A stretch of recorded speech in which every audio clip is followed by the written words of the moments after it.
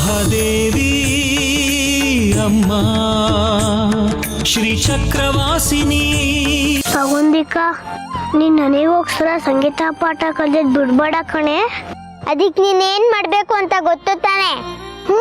ಗೊತ್ತು. ನಿನ್ ಜೊತೆ ಸಂಗೀತ ಪಾಠ ಕಲಿಬಾರ್ದು ಅಲ್ವಾ? ನೀನು ನಿನ್ ಸಂಗೀತ ಪಾಠ ಮುಂದುವರ್ಸು, ನಾನೇನ್ ಸಂಗೀತ ಕಲಿಯಲ್ಲ, ಸರಿನಾ?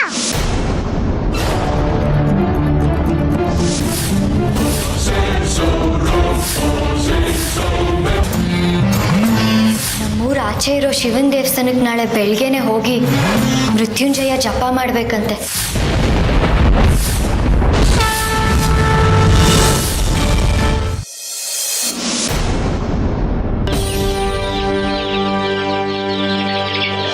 ಹಿರಣ್ಮಯಿ, ಅವರೆಲ್ಲ ಐಸ್ ಕ್ರೀಮ್ ತರಕ್ ಹೋದ್ರು, ನೀನು ತಗೋಗೆ. ಇಲ್ಲ, ನನಗೆ ಬೇಡ. ಯಾಕೆ? ನನಗೆ ಇಷ್ಟ ಇಲ್ಲ. ಇವಳು ಮಾತ್ರ ಕೇಳಿದ್ಲೇನೆ, ಇವಳಿಗೆ ಐಸ್ ಕ್ರೀಮ್ ಇಷ್ಟ ಇಲ್ವಂತೆ.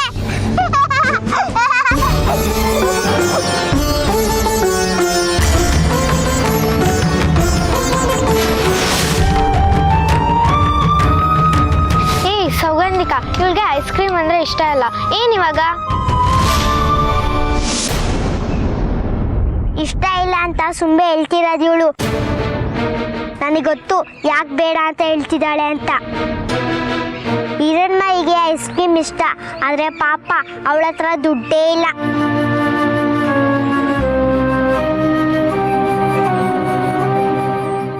ಹಾಗೇನಿಲ್ಲ. ಮತ್ತಿನ್ನೇನ್ ಕಾರಣ? ಕಾಸಿಲ್ಲ ಅಂತ ಸ್ನೇಹಿತರ ಮುಂದೆ ಒಪ್ಕೊಳ್ಳೋದು ಕಷ್ಟ ಅಲ್ವಾ? ಹಾಗೇನಿಲ್ಲ, ಐಸ್ ತಿಂದ್ರೆ ಗಂಟ್ಲು ಕೆಡುತ್ತೆ ಅಲ್ವೇನೆ ಹಿರಣ್ಮಯಿ? ಹೌದು, ಐಸ್ ಕ್ರೀಮ್ ತಿಂದ್ರೆ ಗಂಟ್ಲಿಗೆ ಒಳ್ಳೇದಲ್ಲ. ನೀರ್ ಕುಡಿಯಕ್ಕಾಗಲ್ಲ, ಕೆಮ್ಮರುತ್ತೆ, ಆಮೇಲೆ ಮಾತಾಡಕ್ಕೂ ಆಗಲ್ಲ. ಇದೆಲ್ಲ ಬುಳ್ಳೆ ಊದ್ಬೇಡ, ಸತ್ಯ ಒಪ್ಕೋ. ಅಷ್ಟು ಗೊತ್ತಾಗಲ್ವೇನೆ ಗುಗ್ಗು? ಅವಳ ಹತ್ರ ಕಾಸಿಲ್ಲ ಅಂತ ಸಂಗೀತ ಪಾಠಕ್ಕೂ ಬರ್ತಿಲ್ಲ. ಮೇಷ್ರಮ್ಮಂಗೆ ಕೊಡಕ್ಕೆ ಇವಳ ಹತ್ರ ಎಲ್ಲಿದೆ ದುಡ್ಡು? ಇವಳ ಹತ್ರ ಕಾಸಿಲ್ಲ ಅಂತ ನಿಂಗೆ ಹೆಂಗೆ ಗೊತ್ತು? ಇವರಪ್ಪ ಏನ್ ಸಾವುಕಾರನ ನಮ್ಮಪ್ಪನ ತರ ದುಡ್ಡು ಇರ್ಕೊಂಡಿರಕ್ಕೆ? ಹಾಗೇನಿಲ್ಲ, ನಮ್ಮಪ್ಪನ ಹತ್ರ ನಮಗೆ ಎಷ್ಟು ಕಾಸು ಬೇಕೋ ಅಷ್ಟಿದೆ. ಮತ್ತೆ ಬುಲ್ಡೆ ಬಿಡ್ತಿದ್ದಾಳೆ ನೋಡಿ. ನಮ್ ತಾತನ ದೇವಸ್ಥಾನದಲ್ಲಿ ಇವರಪ್ಪ ಚಪ್ಲಿ ಕಾಯ್ತಾ ಕೂತಿರ್ತಾನೆ. ಚಪ್ಲಿ ಕಾಯಿದ್ರೆ ಇವ್ರಿಗೆ ಬೇಕಾದಷ್ಟು ಕಾಸು ಬಂದ್ಬಿಡುತ್ತಾ? ಚಪ್ಲಿ ಕಾಯೋದು ಒಂದ್ ಒಳ್ಳೆ ಕೆಲ್ಸನೇ. ಅಮ್ಮನವ್ರ ದರ್ಶನಕ್ಕೆ ಭಕ್ತರುಗಳು ದೂರದಿಂದ ಬಂದಿರ್ತಾರೆ. ಭಕ್ತರುಗಳು ಚಪ್ಲಿನ ದೇವಸ್ಥಾನ ಹೊರಗೆ ಬಿಟ್ಟು ಹೋಗಿರ್ತಾರೆ. ಅದನ್ನ ಕಾಯೋದು ಅಂದ್ರೆ ಭಕ್ತರ ಸೇವೆ ಮಾಡೋದು ಅಂತ ಅರ್ಥ. ಅದೇನು ಸುಲಭದ ಕೆಲಸ ಅಲ್ಲ. ಚಪ್ಲಿ ಕಾಯೋದು ಸುಲಭದ ಕೆಲ್ಸನೇ, ಇನ್ನೇನು? ಜನ ಬಂದು ಚಪ್ಲಿನ ಬಿಟ್ಟೋಗ್ತಾರೆ, ಇವರಪ್ಪ ಅದ್ರ ಮುಂದೆ ಕೂತಿರ್ತಾನ ಅಷ್ಟೇ. ಅದೇನ್ ದೊಡ್ಡ ಕಷ್ಟದ ಕೆಲ್ಸನಾ ಅಲ್ವಾ? ಮತ್ತೆ ನಮ್ಮಪ್ಪ ಬಿಸಿಲು ಗಾಳಿ ಮಳೆ ಬಂದ್ರು ಕೂಜಾಗದಿಂದ ಅಳ್ಳಾಡಲ್ಲ. ಇದುವರೆಗೂ ಯಾರ ಚಪ್ಲಿನೂ ಕೈದಿಲ್ಲ, ಕೈತನೂ ಆಗಿಲ್ಲ. ಒಬ್ಬರ ಚಪ್ಲಿ ಇನ್ನೊಬ್ರಿಗೆ ಬದಲಾಗಿ ಹೋಗಿಲ್ಲ, ಗೊತ್ತಾ? ಅಷ್ಟು ಜೋಪಾನ ಮಾಡ್ತಾರೆ ನಮ್ಮಪ್ಪ. ಅವನಿಗೆ ಬರೋದೇ ಅದೊಂದು ಕೆಲ್ಸ. ಬೇರೆ ಬೇಕಾದಷ್ಟು ಕೆಲ್ಸನೂ ಬರುತ್ತೆ ನಮ್ಮಪ್ಪಂಗೆ. ಯಾವ ಕೆಲ್ಸನೂ ಚಿಕ್ಕದಲ್ಲ ಅಥವಾ ದೊಡ್ಡದಲ್ಲ. ನಮ್ಮಪ್ಪ ಚಪ್ಲಿ ಕಾಯೋ ಕೆಲ್ಸನೂ ಭಕ್ತಿ ಶ್ರದ್ಧೆಯಿಂದ ಮಾಡ್ತಾರೆ, ಗೊತ್ತಾ? ಅದ ಅವ್ರಿಗೆ ಅಮ್ಮನವ್ರ ಸೇವೆ. ಚಪ್ಲಿ ಕಾಯೋದ್ರಿಂದ ಎಷ್ಟು ಮಹಾ ದುಡ್ಡು ಸಿಕ್ಬಿಡುತ್ತೆ. ಅದಕ್ಕೆ ಇವರಪ್ಪ ಇವಳಿಗೆ ಐಸ್ ಕ್ರೀಮು ಚಾಕ್ಲೇಟು ಏನು ಕೊಡ್ಸಲ್ಲ. ಪಾಪ ಅವನ ಹತ್ರ ದುಡ್ಡೇ ಇರಲ್ಲ. ಇವಳಿಗೆ ಸಂಗೀತ ಕಲಿಯಕ್ಕೆ ತುಂಬಾ ಆಸೆ, ಆದ್ರೆ ಪಾಪ ಇವಳ ಹತ್ರ ದುಡ್ಡೇ ಇಲ್ಲ ಅಲ್ವೇನೆ ಹಿರಣ್ಮಯಿ? ನೀನ್ ಸಂಗೀತ ಕಲಿಯೋ ಆಸೆ ಕನ್ಸಾಗಿ ಉಳಿಯುತ್ತೆ. ನೀನೇನು ಬೇಜಾರು ಮಾಡ್ಕೋಬೇಡ ಹಿರಣ್ಮಯಿ. ನಾನು ಯಾಕೆ ಬೇಜಾರು ಮಾಡ್ಕೊಳ್ಳಿ ಸೌಗಂಧಿಕಾ? ನೀನು ಇದೆಯಲ್ಲ. ಸಂಗೀತ ಕಲಿಯೋ ಬಗ್ಗೆ ನಂಗೆ ಯಾವ ಯೋಚನೆನೂ ಇಲ್ಲ. ಅಂದ್ರೆ ಸಂಗೀತನ ನಾನೇ ಕಾಸ್ಕೊಟ್ಟು ಕಲಿಬೇಕು ಅಂತಾನೇನೋ ಇದೆಯಾ? ಇಲ್ಲ ತಾನೆ? ಅಂದ್ರೆ ಅವ್ರು ನಿನಗೆ ಬಿಟ್ಟಿಯಾಗಿ ಹೇಳ್ಕೊಡ್ತಾರಾ? ಹಾಗಲ್ಲ ನಾನು ಹೇಳ್ತಿರೋದು. ಈಗ ನೀನು ಸಂಗೀತನ ಕಾಸ್ಕೊಟ್ಟು ಕಲಿತಿದ್ಯಲ್ಲ? ಹೌದು. ನಿಮ್ಮ ಮೇಷ್ಟ್ರ ಹತ್ರ ಸಂಗೀತ ಕಲ್ತ್ಕೊಂಡು ಬಂದು ಅದನ್ನ ನಮ್ನೆಲ್ಲರ ಮುಂದೆ ಆಡು, ನಾನು ಅದನ್ನ ಕಲ್ತ್ಕೊಂತೀನಿ, ಸರಿನಾ? ಕಲಿಯೋದು ಮುಖ್ಯ. ನಾನು ನೇರವಾಗಿ ಮೇಷ್ಟ್ರ ಹತ್ರ ಕಲಿಯಕ್ಕಾಗಲ್ಲ. ಆದ್ರೆ ನೀನು ಮೇಷ್ಟ್ರ ಹತ್ರ ಸಂಗೀತ ಕಲ್ತ್ಕೊಂಡ್ ಬರ್ತೀಯಲ್ಲ, ನಾನು ನಿನ್ನಿಂದ ಸಂಗೀತ ಕಲಿತೀನಿ, ಸರಿನಾ? ನಮ್ಮ ಅಜ್ಜಿ ಹೇಳ್ತಿರ್ತಾರೆ, ನೋಡಿ ಕಳಿ ಮಾಡಿ ತಿಳಿ ಅಂತ. ಅಂದ್ರೆ ಅಂದ್ರೆ ಈ ಪ್ರಪಂಚದಲ್ಲಿ ಹೊಸ್ತನ್ನ ಕಲಿಯಕ್ಕೆ ಮನ್ಸ್ನ, ಕಣ್ಣ, ಕಿವಿನ ಎಲ್ಲಾದ್ನ ತೆಗ್ದಿಟ್ಕೊಂಡಿರ್ಬೇಕು. ನಿಮ್ಮ ಅಜ್ಜಿ ಸರಿಯಾಗೇ ಹೇಳಿದ್ದಾರೆ ಹಿರಣ್ಮಯಿ. ಬಾ, ಶಾಲೆಗೆ ತಡ ಆಯ್ತು.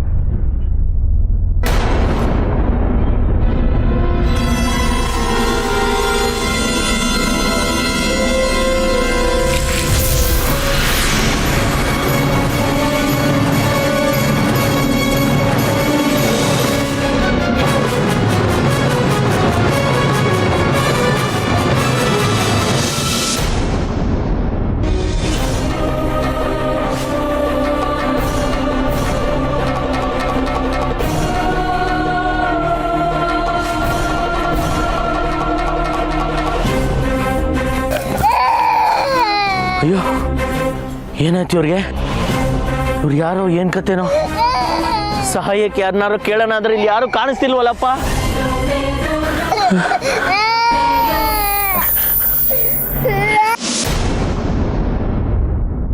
ಜೀವ ಬೇರೆ ಹೋದಂಗಿದೆ.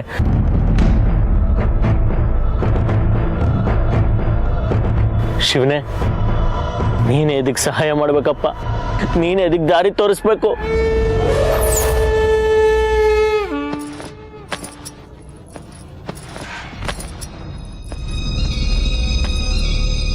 ಸಾಧುಗಳೇ, ಸಾಧುಗಳೇ,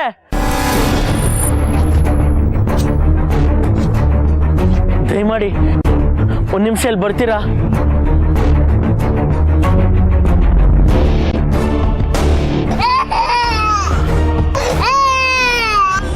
ಏನ್ ಕರ್ತಿದ್ದೆ? ಸಾಧುಗಳೇ, ಈ ತಾಯಿ ತಲೆ ತಿರುಗಿ ಬಿದ್ದೋದ್ರು. ಜೀವ ಇದೆಯೋ ಇಲ್ವೋ ಅಂತ ಒಂದು ಗೊತ್ತಾಗ್ತಿಲ್ಲ. ನನಗೆ ಯಾಕೋ ಹೆದರಿಕೆ ಆಗ್ತಿದೆ.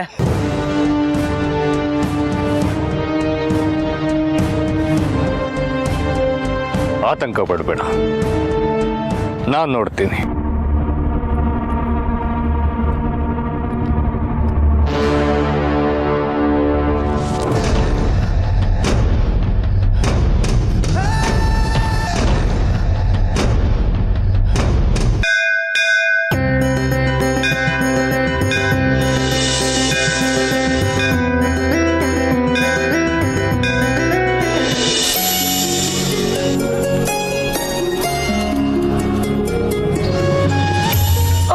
ಒಂದ್ ನಿಮಿಷ. ಏನು? ಅದೇ ಅವತ್ತು ಸ್ವಲ್ಪ ನಿಮ್ಮ ಹತ್ರ ಹೊರಟಾಗಿ ಮಾತಾಡ್ಬಿಟ್ಟೆ, ನನ್ನ ಮಗಳ ಸಂಗೀತ ಕಲಿಯೋ ವಿಷಯವಾಗಿ. ನಾನು ಆ ವಿಷಯನ ಮರ್ತೇ ಹೋಗಿದ್ದೀನಿ. ಪರವಾಗಿಲ್ಲ ಬಿಡಿ, ನಂಗೆ ಒಳಗಡೆ ತುಂಬ ಕೆಲಸ ಇದೆ. ನೀವೇನೋ ದೊಡ್ಡ ಮನ್ಸು ಮಾಡಿ ಮರ್ತು ಬಿಟ್ರಿ. ಆದರೆ ಅವತ್ತು ರಾತ್ರಿ ನಿದ್ದೆ ಬಂದಿಲ್ಲ. ನನ್ನ ಮನ್ಸು ಏನೋ ತಪ್ಪು ಮಾಡಿದೆ ಅಂತ ಕುರಿತಾ ಇತ್ತು. ಹೇಳ್ದೆ ಅಲ್ವಾ, ನಾನು ಆ ವಿಷಯನ ಮರ್ತೇ ಹೋಗಿದ್ದೀನಿ. ಬಿಡಿ ಹೋಗ್ಲಿ. ನನ್ನ ದಯವಿಟ್ಟು ಕ್ಷಮಿಸ್ಬಿಡಿ. ಹೇಳಿದ್ದನ್ನ ಹೇಳ್ತಿದ್ದೀರಲ್ಲ, ಸರಿ ಬಿಡಿ. ಒಂದು ನಿಮಿಷ, ಇನ್ನೊಂದು ವಿಷಯ ಇದೆ. ಏನು ಅಂತ ಬೇಗ ಹೇಳಿ, ನನಗೆ ಹೊತ್ತಾಗಿದೆ.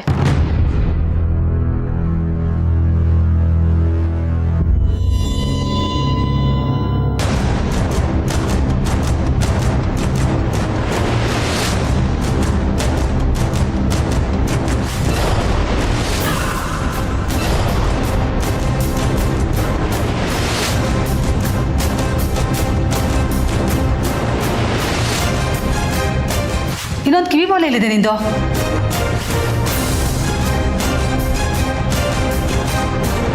ಈ ಓಲೆ ನಿಮ್ದೇನಾ?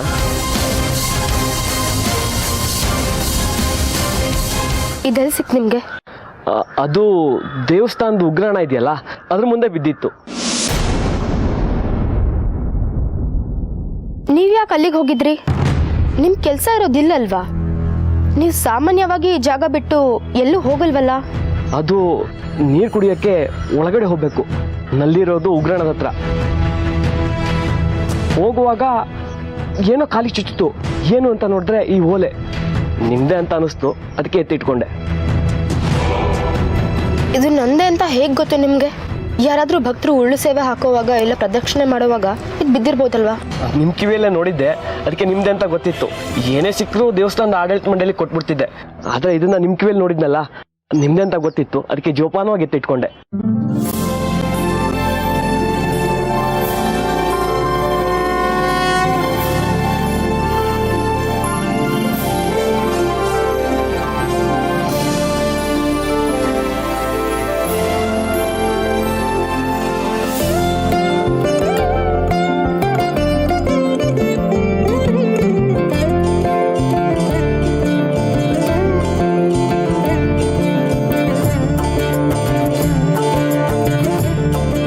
ಇದು ನಂದೆ.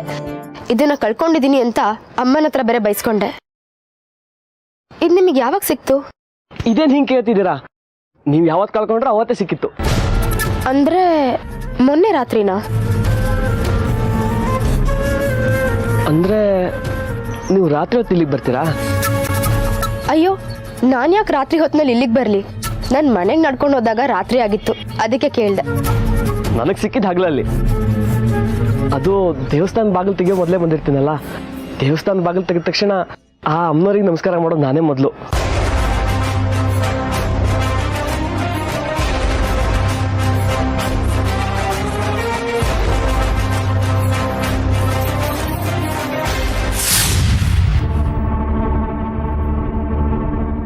ಈ ಜೀವ ಕೈಲಾಸ ಸೇರ್ಕೊಂಡಿದೆ. ಇವಳು ನನಗೆ ಗೊತ್ತು. ಪ್ರತಿನಿತ್ಯ ಇವಳು ಮನೆಗೆ ಭಿಕ್ಷೆ ಬೇಡಕ್ಕೆ ಹೋಗ್ತಿದ್ದೆ. ಪಾಪ, ಈಗ ಇವಳು ಮಗು ಅನಾಥವಾಗಿದೆ.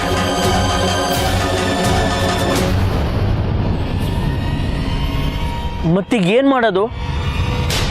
ನನಗಂತೂ ದಿಕ್ಕೇ ತೋಚ್ತಿಲ್ಲ. ಈಕೆ ಸಾವಿನ ವಿಚಾರನ ಈಗಲೇ ಇವರ ಮನೆಯವ್ರಿಗೆ ತಿಳಿಸಿದ್ರೆ ತುಂಬ ನೊಂದ್ಕೋತಾರೆ. ನನಗೆ ಪರಕಾಯ ವಿದ್ಯೆ ಗೊತ್ತು. ನಾನು ನನ್ನ ದೇಹನ ತ್ಯಜಿಸಿ ಇವಳ ದೇಹನ ಸೇರ್ಕೊಂಡು ಈ ಮಗುನ ಅವಳ ಮನೆ ತಲುಪಿಸ್ಬರ್ತೀನಿ. ಆಗ ಅವಳ ಮನೆಯವ್ರಿಗೆ ಆಘಾತ ಆಗೋದಿಲ್ಲ.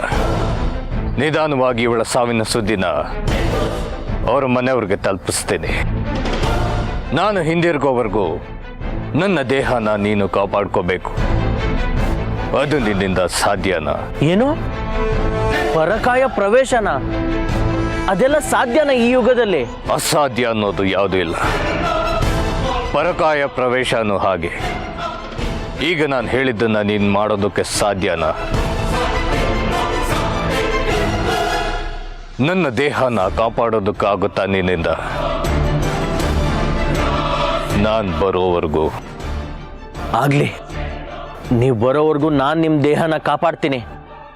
ಅದಕ್ಕೇನೂ ತೊಂದರೆ ಆಗದಿರೋ ಥರ ನೋಡ್ಕೋತೀನಿ.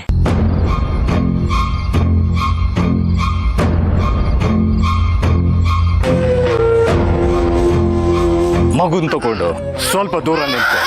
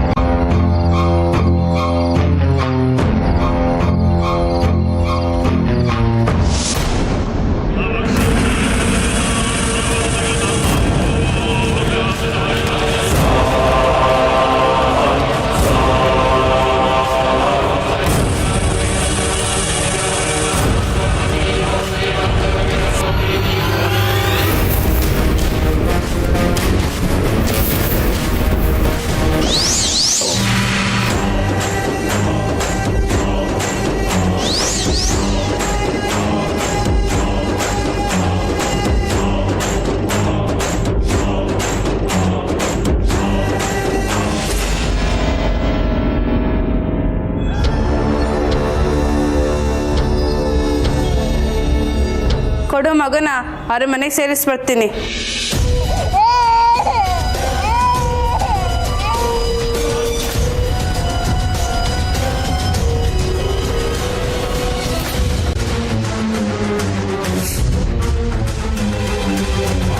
ಮತ್ತೆ ನೀರು ಕುಡಿಯಕ್ಕೆ ಹೋದಾಗ ಸಿಕ್ತು ಅಂತ ಹೇಳಿದ್ರಿ,